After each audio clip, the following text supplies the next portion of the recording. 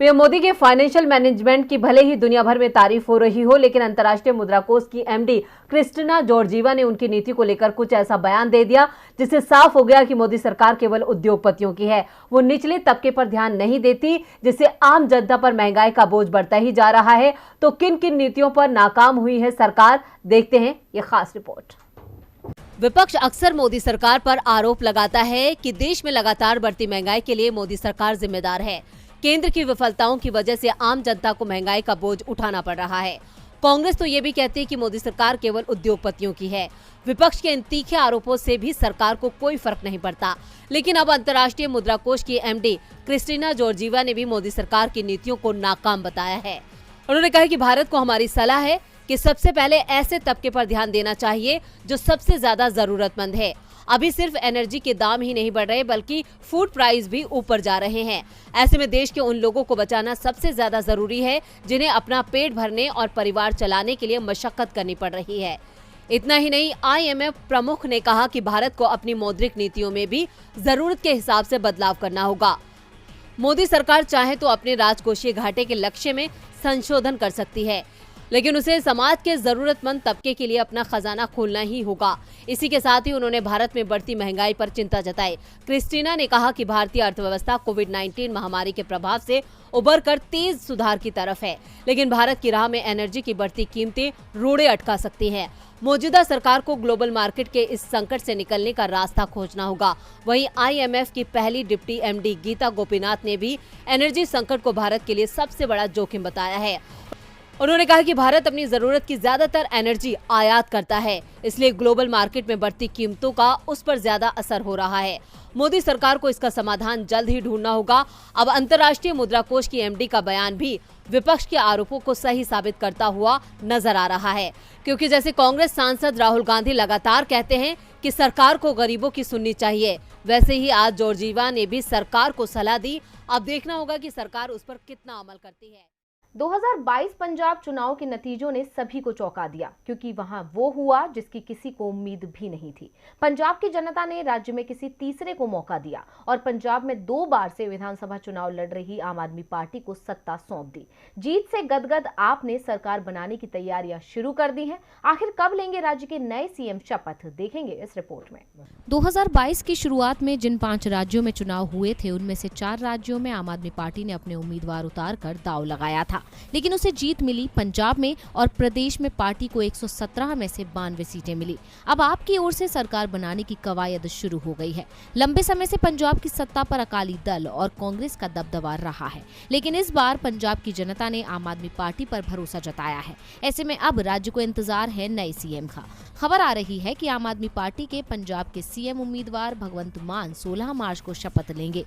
उन्होंने शपथ ग्रहण समारोह के लिए दिल्ली के सीएम अरविंद केजरीवाल को आमंत्रित किया है। सरकार बनाने से पहले मान दिल्ली के सीएम और पार्टी के राष्ट्रीय संयोजक अरविंद केजरीवाल के साथ 13 मार्च को अमृतसर में रोड शो करेंगे। वहीं केजरीवाल ने भगवंत मान की जीत पर कहा कि मेरा छोटा भाई शपथ लेगा। भगवंत मान शहीद आजम भगत सिंह के बहुत बड़े प्रशंसक हैं और आमतौर पर उनके जैसे ही कपड़े पहनते हैं। भगवंत मान ने गुरुवार को संगरूर में लोगों को संबोधित करते हुए कहा, आप लोगों को खुला निमंत्रण दे रहा हूं। पहले शपथ समारोह महलों में होते थे, लेकिन अब ये समारोह शहीदों के गांव में होंगे। हम खट्टर कलां में शपथ लेंगे। इसके अलावा भगवंत मान ये घोषणा पहले ही कर चुके हैं कि हर सरकारी कार्यालय में केवल 2 ही तस्वीरें होंगी, एक शहीद भगत सिंह की और दूसरी भीमराव अम्बेडकर की। अब पंजाब की जनता ने तो आम आदमी पार्टी पर भरोसा जता दिया, लेकिन आप जनता के भरोसे पर कितना खरी उतरती है, ये तो समय बताएगा। जनता का जनादेश जो मिला है उसका स्वागत और पूरे उत्तर प्रदेश की जनता को बधाई और धन्यवाद, और अपने जसवंत नगर के जनता को धन्यवाद जिन्होंने बहुत वोटों से लगातार 6वीं बार लगभग 91,000 के लगभग वोटों से जिताया। इसके लिए जसवंत नगर क्षेत्र की जनता को धन्यवाद। लेकिन आप अपनी जीत और पार्टी की हार पर क्या सोचते हैं?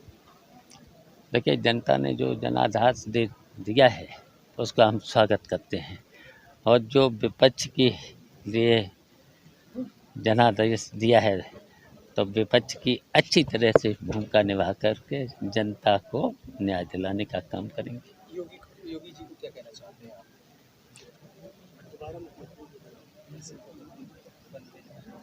अब कोई ना कोई मुख्यमंत्री बनेगा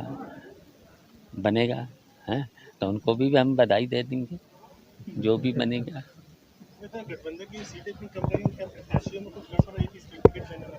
देखिए, इसकी तो समीक्षा हमारा जो भी पार्टी संगठन है वो करेंगे। बड़ी जीत तो नहीं हुई, लेकिन जीत तो हो ही गई, रिकॉर्ड बनाया एक बार हमारे लिए बहुत बड़ी जीत है। और कुंडा और बाबागंज दोनों के सम्मानित मतदाता, दोनों विधानसभाओं के समर्थक, दोनों विधानसभा के जनसत्ता दल के समस्त पदाधिकारियों की ये जीत है और उनको हृदय से नमन, आभार। और बहुत कम समय में जनसत्ता दल ने अपनी पहचान बनाई है, इसका पूरा श्रेय पार्टी के पदाधिकारियों को जाता है। पहली बार पार्टी सिंबल से आप चुनाव लड़े थे और उत्तर प्रदेश में 2 सीटें जीती जनसत्ता दल, लेकिन यहाँ पर अखिलेश यादव आए थे, वो कुंडा में कुंडी लगाने की बात कहे थे, उस पर क्या कहेंगे? उस पर हमको कुछ नहीं कहना, उस पर जो कहना है वो पूरे प्रदेश की जनता कह चुकी है और प्रतापगढ़ की जनता कह चुकी है, तो अब हमको कुछ नहीं कहना, जो है वो परिणाम आपके सामने है। दूसरा, बहुत पहले से स्थापित कई राष्ट्रीय दल या तो जनसत्ता दल के बराबरी में है, जनसत्ता दल के पीछे है, तो इसका भी ये हमारे लिए बहुत उपलब्धि और गर्व का विषय है और साथ ही साथ बहुत से दायित्व भी हमको जिम्मेदारी का एहसास कराता। सरकार में जाएंगे आप? क्या करना है सरकार में? अखिलेश यादव ने यूपी में सत्ता की कुर्सी के लिए लड़ाई लड़ी थी, लेकिन जनता जनार्दन ने उन्हें विपक्ष की कुर्सी पर बैठा दिया है। यूपी में सपा की इस हार से अखिलेश ने कई सबक सीखे हैं। साथ ही अब अखिलेश यादव ने खुद को एक नए संघर्ष के लिए तैयार कर लिया है। आखिर नतीजों के बाद क्या कहा अखिलेश यादव ने, देखते हैं ये रिपोर्ट। यूपी के नतीजों ने एक बार फिर सपा प्रमुख अखिलेश यादव को संघर्ष करने के लिए चुना है। अखिलेश की रैलियों में उमड़ा जनसैलाब वोटों में क्यों तब्दील नहीं हुआ? आखिर अखिलेश से कहां चूक हो गई? ये वो सवाल हैं जिन पर सपा प्रमुख को गंभीरता से विचार विमर्श करना होगा। यूपी के नतीजों के बाद देर रात अखिलेश यादव ने अपनी पहली प्रतिक्रिया दी है। नतीजे आने के बाद से ही समर्थकों को अखिलेश के रिएक्शन का इंतजार था। अखिलेश यादव ने अपने बयान में जनता को धन्यवाद दिया है। 2017 के मुकाबले इस बार सीटें बढ़ाने पर प्रदेश के लोगों का आभार जताया है। अखिलेश यादव ने ट्विटर पर लिखा है, यूपी की जनता को हमारी सीटें 2.5 गुनी व मत प्रतिशत 1.5 गुना बढ़ाने के लिए हार्दिक धन्यवाद।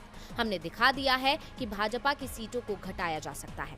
भाजपा का ये घटाव निरंतर जारी रहेगा। आधे से ज्यादा भ्रम और छलावा दूर हो गया है, बाकी कुछ दिनों में हो जाएगा। जनहित का संघर्ष जीतेगा। सपा ने अकेले 111 सीटों पर जीत हासिल की है, वहीं बीजेपी गठबंधन ने 273 सीटें जीती हैं।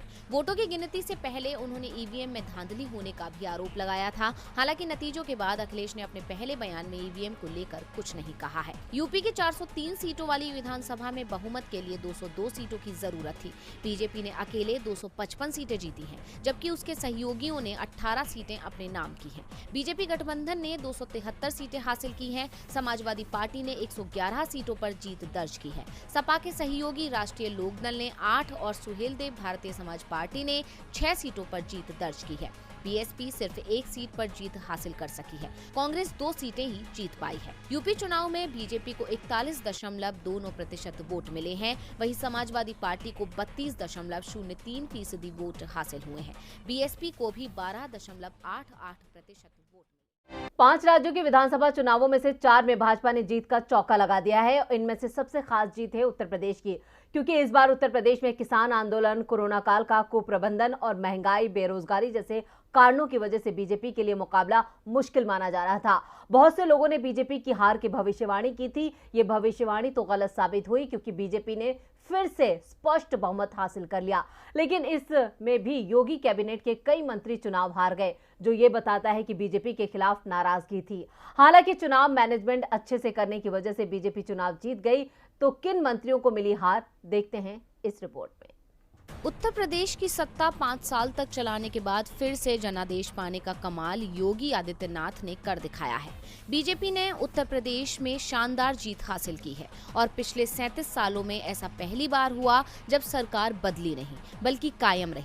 बीजेपी के खिलाफ माहौल होने के बावजूद योगी की पार्टी को बहुमत मिला है। हालांकि योगी सरकार के 11 मंत्री इस बार चुनाव हार गए। बीजेपी ने अकेले 2055 सीटों पर जीत दर्ज की है, जबकि उसकी सहयोगी पार्टियों अपना दल सोनेलाल के खाते में 12 सीटें और निषाद पार्टी के हिस्से में 6 सीटें आई हैं। लेकिन डिप्टी सीएम केशव प्रसाद मौर्य समेत 11 लोगों ने अपनी सीट गंवा दी है। केशव प्रसाद मौर्य को पल्लवी पटेल ने सिराथू सीट से 7,337 वोटों से हरा दिया। पल्लवी पटेल सपा की सहयोगी अपना दल कमीराबादी के उपाध्यक्ष हैं। मौर्य के अलावा शामली जिले की थाना भवन सीट से सुरेश राणा रालोद उम्मीदवार अशरफ अली खान से 10,000 से ज्यादा वोटों से हार गए हैं। बरेली जिले की बहेरी सीट पर राज्य सरकार में मंत्री छत्रपाल सिंह गंगवार को समाजवादी पार्टी के प्रत्याशी अताउर रहमान ने 3,355 मतों से हराया है। ग्रामीण विकास मंत्री राजेंद्र प्रताप सिंह उर्फ मोती सिंह प्रतापगढ़ की पट्टी सीट पर समाजवादी पार्टी के राम सिंह से 22,051 मतों से हार गए, जबकि मंत्री चंद्रिका प्रसाद उपाध्याय चित्रकूट में समाजवादी पार्टी के अनिल कुमार से 20,876 मतों से पराजित हुए। आनंद स्वरूप शुक्ल बलिया जिले की बैरिया सीट से समाजवादी पार्टी के जयप्रकाश अंचल से 12,991 वोटों से हार गए हैं। 2017 में शुक्ल बलिया सीट से चुनाव लड़े थे, लेकिन बीजेपी ने इस बार उन्हें मौजूदा विधायक सुरेंद्र सिंह की जगह बैरिया सीट से मैदान में उतारा था। यूपी के खेल मंत्री उपेंद्र तिवारी बलिया की फेफना सीट समाजवादी पार्टी से उम्मीदवार संग्राम सिंह से 19,354 मतों से हार गए। वहीं फतेहपुर की हुसैनगंज सीट पर समाजवादी पार्टी की उषा मौर्य ने मंत्री रणवेंद्र सिंह धुन्नी को 25,181 मतों से हराया। औरैया जिले की दिबियापुर सीट पर समाजवादी पार्टी के प्रदीप कुमार यादव ने लखन सिंह राजपूत को 473 मतों से हराया। सिद्धार्थनगर जिले की इतवा सीट पर राज्य के बेसिक शिक्षा मंत्री सतीश चंद्र द्विवेदी को सपा उम्मीदवार माता प्रसाद पांडे ने 1,662 मतों से हराया। गाजीपुर सीट पर एक अन्य मंत्री संगीता बलवंत को सपा के जय किशन ने 1,692 मतों से हरा दिया है। भाजपा के 11 मंत्रियों की हार से ये साफ समझ आता है कि जनता योगी सरकार के काम से खुश नहीं थी। हालांकि योगी जी का यही मानना है कि जनता ने उनके काम पर भरोसा करके उन्हें फिर जिताया है। गौरतलब बात ये भी है कि इन तमाम मंत्रियों को अखिलेश यादव के नेतृत्व वाली सपा ने ही हराया है। आज अखिलेश यादव ने ट्वीट भी किया है कि हमने दिखा दिया है कि भाजपा की सीटों को घटाया जा सकता है। अखिलेश ने लिखा, उत्तर प्रदेश की जनता को हमारी सीटें 2.5 गुनी व मत प्रतिशत 1.5 गुना बढ़ाने के लिए हार्दिक धन्यवाद। हमने दिखा दिया है कि भाजपा की सीटों को घटाया जा सकता है। भाजपा का ये घटाव निरंतर जारी रहेगा। आधे से ज्यादा भ्रम और छलावा दूर हो गया है, बाकी कुछ दिनों में हो जाएगा। जनहित का संघर्ष जीतेगा। तो अखिलेश अब भी संघर्ष के लिए तैयार है। देखना ये है कि अपने मंत्रियों की हार पर बीजेपी क्या कदम उठाती है। यूपी विधानसभा चुनाव 2022 कई मायनों में काफी महत्वपूर्ण है। यूपी में बीजेपी की जीत पर कई सवाल खड़े हो रहे हैं और यूपी में मुकाबला सपा और बीजेपी के बीच था। सपा जीतते जीतते कैसे हार गई? वो कौन सी सीटें हैं जहां सपा की जीत पक्की थी लेकिन फिर भी उसे हार का मुंह देखना पड़ा? इसके लिए देखते हैं ये रिपोर्ट। यूपी ने एक बार फिर योगी को चुना है। बीजेपी की जीत हुई और सपा को हार का मुंह देखना पड़ा। यूपी में चुनावी पंडितों ने अखिलेश यादव की जीत की भविष्यवाणी कर दी थी, तो वहीं अखिलेश ने भी अपनी जीत का दावा किया था, लेकिन नतीजों ने पूरी बाजी ही पलट दी। यूपी में 9 सीटें ऐसी थी जिन पर सपा प्रत्याशी जीतते जीतते हार गए। ऐसा क्यों हुआ, ये सवालों के घेरे में है, जिस पर विश्लेषण की जरूरत है। चुनाव आयोग की वेबसाइट पर मौजूदा आंकड़ों के मुताबिक करीब 9 सीटों पर प्रत्याशियों की जीत हार का अंतर 1,000 वोटों से भी कम रहा। ये सीटें हैं, बड़ों से बीजेपी के कृष्णपाल मलिक जीते हैं। उन्होंने आरएलडी के जयवीर को सिर्फ 315 वोटों से हराया। बिलासपुर से बीजेपी के बलदेव औलख ने सपा के अमरजीत सिंह को 307 वोटों से हराया। धामपुर से बीजेपी के अशोक राणा ने सपा के नईम उल हसन को सिर्फ 203 वोटों से हराया। कटरा विधानसभा से बीजेपी प्रत्याशी वीर विक्रम सिंह ने सपा के राजेश यादव को 357 वोटों से मात दी। कुर्सी से बीजेपी के सकेंद्र प्रताप ने सपा के राकेश वर्मा को सिर्फ 217 वोटों से हराया है। मुरादाबाद नगर से बीजेपी के रितेश गुप्ता ने सपा के यूसुफ अंसारी को सिर्फ 782 वोटों से मात दी। नागपुर से बीजेपी के मुकेश चौधरी ने सपा के धर्म सिंह सैनी को मात्र 315 वोटों से हराया। नाहटोर से बीजेपी के उम्मीदवार ओम प्रकाश ने सपा मुंशीराम को 258 वोटों से हराया। शाहगंज विधानसभा से बीजेपी की सहयोगी निषाद पार्टी के रमेश ने सपा के शैलेंद्र यादव को सिर्फ 719 वोटों से हराया है। समाजवादी पार्टी ने वोटों की गिनती शुरू होने के बाद अपने कार्यकर्ताओं से मतगणना केंद्रों पर डटे रहने को कहा था, क्योंकि वोटों का अंतर कई सीटों पर काफी कम था। कई सीटों पर सपा और बीजेपी के उम्मीदवारों के बीच टफ फाइट देखने को मिल रही थी, लेकिन धीमी गति से चल रही मतगणना ने बीजेपी प्रत्याशी के हक में जीत दर्ज कराई। ये भी सवालों के घेरे में है। उत्तर प्रदेश के नतीजे आ चुके हैं, जिनमें बीजेपी ने एक बार फिर बहुमत हासिल कर सत्ता पर कब्जा जमा लिया है। लेकिन बीजेपी की इस जीत ने भी कई ऐसी सीटें रही हैं जहां पर बीजेपी को हार से संतोष करना पड़ा और समाजवादी पार्टी ने बीजेपी को करारा झटका दिया। आइए देखते हैं यूपी चुनावों में कहां कमजोर पड़ गई बीजेपी और सपा ने कहां मारी बाजी। उत्तर प्रदेश विधानसभा चुनाव में एक बार फिर से बीजेपी को बहुमत मिला है, लेकिन इस प्रचंड जीत में भी बीजेपी के हाथ से कई मजबूत सीटें निकल गईं और खासकर पूर्वांचल में बीजेपी को करारा झटका लगा है। पिछले कुछ सालों से पूर्वांचल को बीजेपी का मजबूत गढ़ कहा जाता है, क्योंकि मोदी का गढ़ वाराणसी और योगी का गढ़ गोरखपुर भी पूर्वांचल में आता है। लेकिन इस बार के चुनाव में यहाँ कुछ अलग सियासी हवा बहती हुई नजर आई और मोदी योगी का जादू यहाँ चलता नहीं दिखा, जिसके चलते पिछले परिणाम से इस बार यहाँ अलग ही तस्वीर देखने को मिली है और पूर्वांचल में समाजवादी पार्टी गठबंधन बीजेपी पर भारी नजर आया, जो कि सपा के लिए एक अच्छी खबर भी कही जा सकती है। पूर्वांचल की सबसे चर्चित सीट मानी जाने वाली वाराणसी की 8 विधानसभा सीटों पर बीजेपी और समाजवादी पार्टी के बीच कांटे की टक्कर देखने को मिली। वाराणसी के साथ पड़ोसी जिलों में भी बीजेपी ने अपने पहले के प्रदर्शन को तो बरकरार रखा, लेकिन आजमगढ़ और गाजीपुर में बीजेपी का प्रदर्शन गड़बड़ा गया। समाजवादी पार्टी के गठबंधन ने इस बार यहां अपनी सियासी पैठ मजबूत की है, जो ये दर्शाता है कि नतीजे भले ही कुछ भी आए हों, लेकिन सपा बीजेपी से कमजोर नहीं है। आंकड़ों पर गौर करें तो पूर्वांचल में इस बार बीजेपी को कई सीटों का नुकसान उठाना पड़ा है। वहीं समाजवादी पार्टी के यहां से पहले की तुलना में करीब 2.5 गुना ज्यादा विधायक जीत कर आए हैं। साल 2017 के चुनाव में समाजवादी पार्टी को 12 सीटों पर जीत मिली थी, लेकिन इस बार 31 सीटों पर शानदार जीत मिली है। पूर्वांचल में समाजवादी पार्टी के प्रदर्शन के पीछे की वजह सोहेल देव भारतीय समाज पार्टी से गठबंधन को माना जा रहा है। यानी ये भी कहा जा सकता है कि छोटे दलों के साथ सपा का गठबंधन पार्टी का अच्छा फैसला साबित हुआ, जिसके आगे बीजेपी कमजोर नजर आई और सपा हार कर भी मजबूत हो गई। 5 राज्यों में हुए विधानसभा चुनावों के नतीजे आ चुके हैं, जिनमें कांग्रेस का बेहद ही खराब प्रदर्शन देखने को मिला, जिसके बाद से कांग्रेस विरोधियों के सुर मुखर हो गए हैं और उन्हें कांग्रेस को घेरने का मौका मिल गया है। बंगाल विधानसभा चुनावों के बाद से ही टीएमसी कांग्रेस को निशाने पर ले रही थी और अब 5 राज्यों के परिणामों के बाद टीएमसी के तेवर और भी तल्ख हो गए हैं। 5 राज्यों में हुए चुनावों के नतीजे आ चुके हैं, लेकिन ये नतीजे कांग्रेस के लिए अच्छी खबर लेकर नहीं आए, जबकि कांग्रेस को 5 में से 4 राज्यों में बेहद ज्यादा उम्मीदें थी। ये चुनाव कांग्रेस के कमबैक के लिए अच्छा मौका माने जा रहे थे, लेकिन ऐसा नहीं हो सका। अब ऐसे में लगातार कांग्रेस की काट कर रही तृणमूल कांग्रेस को एक बार फिर मौका मिल गया और उसने कांग्रेस को घेर लिया है। कांग्रेस को घेरते हुए तृणमूल कांग्रेस ने एक प्रस्ताव भी दे डाला, जिसमें कांग्रेस को टीएमसी के आगे कमजोर पार्टी बताया गया है और कांग्रेस नेताओं को ममता बनर्जी का नेतृत्व स्वीकार करने के लिए कहा है। दरअसल 5 राज्यों में कांग्रेस की हार के बाद तृणमूल कांग्रेस एक बार फिर हमलावर हो गई है। पार्टी के नेताओं ने कांग्रेस को टीएमसी में शामिल होने की सलाह दी है। वहीं दूसरी तरफ कांग्रेस ने टीएमसी पर भारतीय जनता पार्टी का एजेंट होने के आरोप लगाए।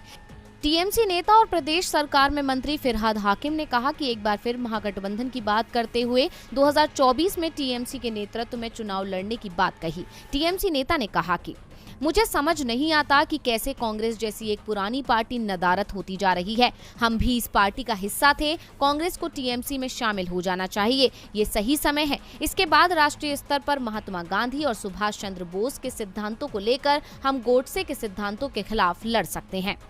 इस बात में कोई दो राय नहीं है कि ममता बनर्जी लगातार कांग्रेस की काट करती नजर आ रही हैं और खुद प्रधानमंत्री बनने का सपना देख रही हैं। ऐसे में अब टीएमसी को एक बार फिर मौका मिल गया है। इतना ही नहीं, गोवा में भी कांग्रेस की हार के पीछे कहीं न कहीं टीएमसी जिम्मेदार है। ऐसे में अब देखना होगा कि कांग्रेस टीएमसी के प्रस्ताव पर क्या प्रतिक्रिया देती है। 37 साल बाद यूपी में ऐसा हुआ है कि सत्ता पर काबिज कोई पार्टी दूसरी बार अपनी सरकार बना रही है। बीजेपी की बम्पर जीत के बाद लखनऊ से लेकर दिल्ली तक खुशियां मनाई जा रही हैं। यूपी का ये चुनाव भले ही बीजेपी ने मुख्यमंत्री योगी आदित्यनाथ के चेहरे पर लड़ा हो, लेकिन प्रधानमंत्री मोदी ने भी चुनाव प्रचार में पूरी ताकत झोंक दी थी। लेकिन इस जीत के बाद मोदी मजबूत हुए या योगी, देखते हैं ये रिपोर्ट।